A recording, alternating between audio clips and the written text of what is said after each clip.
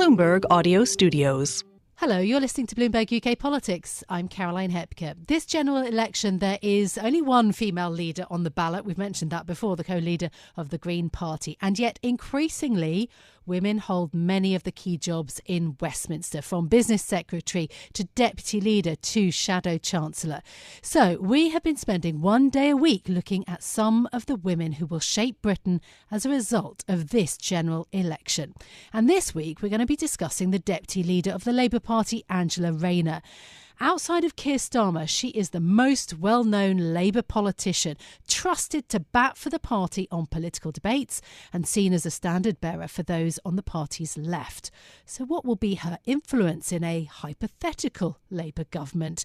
Joining me again this week, someone who's been writing about the Labour Party and Angela Rayner for years, our associate editor, Ailbhe Ray. Hello, thank you for having me. Angela Rayner still stands out, doesn't she, as a politician? I think we have to go back to her childhood, for example, her early life. I wanted to play a little bit of Angela Rayner also talking about that story, as I mentioned. Have a listen.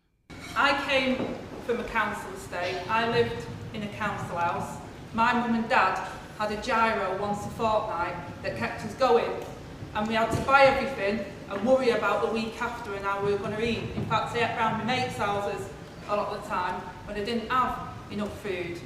I went to a rundown school in a rundown area, and I left school with no GCSEs above a grade C.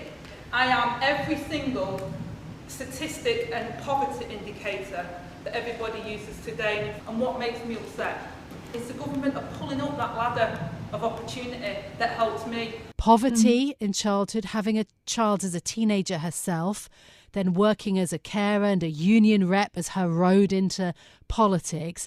Her background is something that she has also talked about a lot herself, but it has also led to a lot of attacks. Tell me a bit about, the early years for Angela Rayner. Yeah, I mean, she really does have the most extraordinary backstory for a politician. She grew up on a Greater Manchester council estate. Her parents were both unemployed. They grew up in poverty. Her mum had very bad bipolar disorder, and Rayner essentially became her mum's carer from about the age of 10.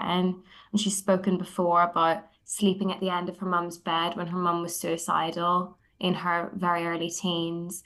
Her dad being emotionally abusive. Then, as you say, Rayner became pregnant at the age of 16. She left school with no qualifications. She was sort of told by lots of people in her life that she would never become anything, and she was also destined for a life on benefits. And then she's just had this extraordinary story of becoming a union rep, working as a carer, being the local union rep, rising through the trade union movement, becoming a Labour MP, and then now basically being on course to be Deputy Prime Minister. It is an extraordinary story.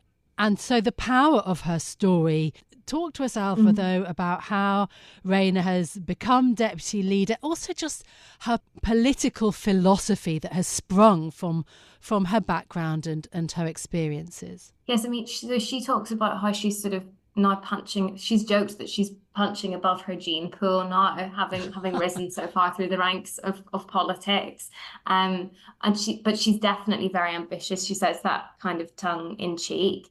She was seen as sort of on the left of the Labour Party, still is. When she became an MP, she shared a flat in London with Rebecca Long-Bailey, who people will remember is a Corbynite and stood as really Corbyn's successor in the Labour leadership contest that Keir Starmer won. The two of them were very close. I'm not sure if they still are or if they still share a flat, but they were kind of close friends and political allies. And Rayner was prominent in the Corbyn project. And then when Jeremy Corbyn stood down after the 2019 general election, she and Rebecca Long-Bailey just decided between them who would stand for leader and who would stand for deputy. And Rebecca Long-Bailey sort of came out on top, and it was agreed that she would run for leader. She obviously lost, but Angela Rayner won the deputy leadership race with a huge majority. So we sort of stand here several years on with her own big mandate from the Labour membership that is separate to Keir Starmer. She was elected in a separate election alongside him, and she has her own power base within Labour and her own supporters. But in terms, you mentioned her political philosophy. I think it's fair to say that she has probably moved, if maybe not in terms of fundamental values, in terms of the sort of expression of it. She's been viewed with a bit of mistrust by Keir Starmer's team for a while. Definitely, she's sort of moved to become a kind of ally of his, and definitely just someone who just wants to get into government. Yes, and on that point of, her priority to get Labour elected, I think that's such an important strain, isn't it, when we're trying to understand Angela Rayner. Also, some of her more combative skills in terms of facing the opposition or trying to put the Labour point versus the Conservatives. She was caught a few years ago, with perhaps one of her most controversial statements, critical of the Conservatives. Have a listen to that first. You cannot get any worse than a bunch of scum, homophobic, racist, misogynistic. Go on,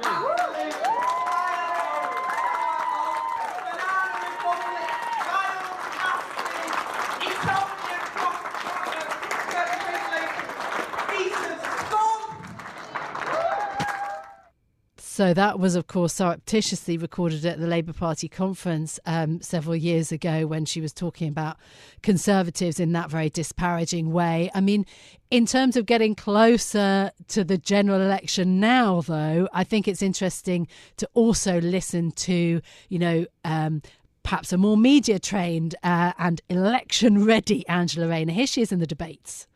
What we need at the moment is a skills strategy. We've not had an industrial and skills strategy. So what we've had is we've been over-reliant on our economy from overseas workers to fill our skills gap, and they've done a tremendous job in doing that, and we have needed that. But what we really need, as unemployment levels have gone higher again, is we need to really match those skills and give people opportunity to take those jobs. Ailbhe, what do you think a future Deputy Prime Minister Rayner might look like?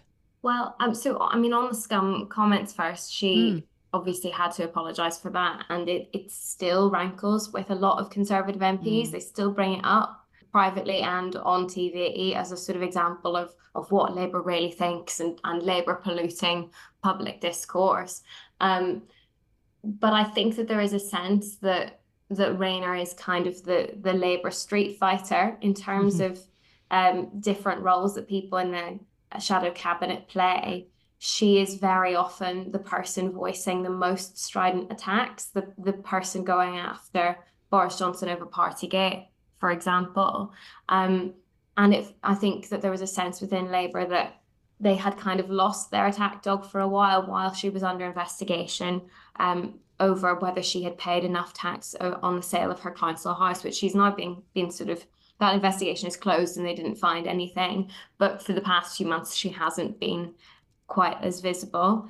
In terms of what she'll be like as Deputy Prime Minister, I think that's a really, really interesting question because we've done a few scoops here at Bloomberg on some of her plans. We know that she wants to re-establish the office of the Deputy Prime Minister, basically her own department on Downing Street, which John Prescott used to have and Nick Clegg used to have, to basically give her a position at the very heart of government, at the heart of decision making. So I know from conversations I've had that she and her team are hoping that she can be a bit of a Nick Clegg in government, that she will be one of maybe a quad of people, including Keir Starmer, Rachel Reeves and Pat McFadden, another member of the shadow cabinet. She's hoping that she'll be in the quad of maybe 4 people who makes all the important decisions in government. Yes. But then she also wants to be like John Prescott. Another former Labour Deputy Prime Minister. She's drawn lots of parallels between herself and him in the past. And like him, she wants to lead big government departments and have her own policies that she owns. So on top of being at the centre of all government decision making, she also has loads of policy briefs. I mean, I've been covering Labour for quite a while, and I'm still amazed when a new issue comes comes up, literally this happened yesterday, a new issue comes up and you think, well, which shadow cabinet minister is responsible for that? So often it is Angela Rayner. She's in charge of all of workers' rights reforms. She's in charge of housing, homelessness, levelling up. She also is in charge of things like voting reform, voter registration in the sort of democracy brief. She has this massive remit, and it seems quite clear from some of the stories that we've reported that she wants to really sort of run a bit of an empire at the centre of government, possibly to then one day take over as Prime Minister from Keir Starmer if there's a leadership contest. Yeah, absolutely ambitious, as you say. I also do want to. I mean, that's so interesting. The idea of, is Angela Rayner sort of closer to Prescott or Clegg, or a blend of the two? I think that's a very interesting idea. But also the fact that, as you say, that the kind of her street fighter, pugilistic style. I think all the women politicians that we have profiled on this series, Ailbhe, you and I, they have also faced trolling and threats of rape and murder against them. Even on many occasions, various MPs have also seen individuals jailed for some of those incidents, others not. But I think that that's a point that I sort of want to pause on for a moment, because I think it's something that is all too often kind of glossed over, but does remain a really shocking part of the day-to-day of these female politicians' lives that I sort of wanted to make sure that we touch upon. In terms, though, of Angela Rayner and that relationship with Keir Starmer and the quad that you talk about and the power base, how has her relationship, do you think, changed with Keir Starmer? You mentioned that she was a bit mistrusted or distrusted. What about now? So, I think firstly, you're absolutely right to flag the amount of abuse that she gets, because I think for all of the reasons that we've already mentioned, her background, her accent, I think that for all that lots of people within the Labour movement think that those are her strengths, they are also the things that invite a lot of abuse and criticism. Yes. In 2019, I think as she became even more prominent, she had to install a panic alarm. She's been called thick. There have been lots of quite horrible attacks on her.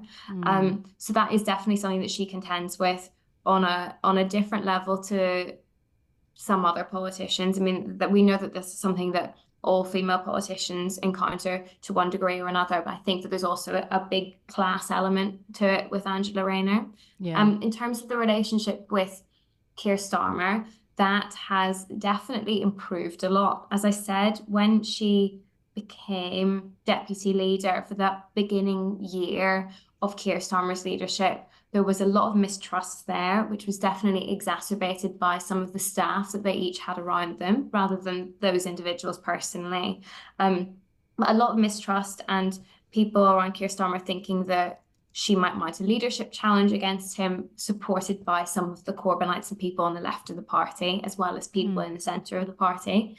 And that all came to a head, you might remember, Caroline, after the Hartlepool by-election in 2021, where Keir Starmer blamed that by-election defeat essentially on Angela Rayner and tried to sack her, forgetting maybe that she had her own mandate as deputy leader, and so he could move her from certain shadow cabinet positions, but she always had to stay deputy leader. And we had a very surreal Saturday afternoon covering it, where they were locked in a meeting for hours and hours. We heard that he was trying to sack her, but literally about 5 or 6 hours later, she emerged with even more policy jobs than she had before she left. The longest job title anyone in politics has ever had. And since then, I think that they have just sort of learned to live with each other and accept that as very different people with different styles, they kind of complement each other. And then I think some of the staff around them have also changed, which I think has made a difference. Okay. But also, just as they kind of, become dead set on entering government, I think they've really worked together. I think there was a real sense from Angela Rayner that Keir Starmer and Rachel Reeves and the rest of the shadow cabinet really stood by her when she was being investigated over her council house. Yeah. And so I think that they are in a good place, and there is a lot of trust there. But I'm not sure how that will go in government. They're starting from a strong base of trust, but she definitely has more radical instincts than a lot of Keir Starmer's advisors, and she will want to get things done, and she definitely does have her own leadership ambitions, like Wes Streeting, like Rachel Reeves, and so yes. At some point, it'd be interesting to see how that goes. If there's a tension there. Look, I don't want to end this podcast without pointing also to some bits of fun and kind of levity. I mean, I was reading Angela Rayner's interview with Vogue that she did last November. I rewatched her clips on talking to Lorraine on the sofa. I mean, we also can't forget the voter in all of this. I mean, Angela Rayner's a big personality, and she really does seem to cut through to voters. A word on that, the fun bits of Angela Rayner. Yeah, she is genuinely very, very, very funny and irreverent and kind of raucous. She likes, as she put it, she likes a good disco. She likes a night out. She likes a drink. She likes 80s music. She likes rap. She likes grime. She has sort of unusual fashion sense. She sort of tones that down a little bit as she wants to go into government, but she sort of has been criticised by other Labour people for her kind of eccentric or bold outfit choices, which you could say is a bit misogynistic because it's always women's fashion choices as politicians that get scrutinised. But yeah, definitely she's still pretty young, and she does have all of that personality. I think it's harder as you go into government to sort of deciding when to show it or when not to. But definitely I think she will still be DJing at Labour Party conference as Deputy Prime Minister. And you'll be there to cover it, Ailbhe. Thank you so much for being with me on the podcast today. Really great to get your insights into the Labour Deputy Leader Angela Rayner. Thank you so much to Ailbhe Ray for being with me. That's it from us for today. If you like the programme, don't forget to subscribe, give it 5 stars so that other people can find it on Apple Podcasts, Spotify, or wherever you listen. This episode was produced by James Wilcock. Our audio engineer was Sean Guastamakia. I'm Caroline Hepker. We'll be back with much more tomorrow. This is Bloomberg. Bloomberg UK Politics. Listen weekdays at noon on DAB Digital Radio in London.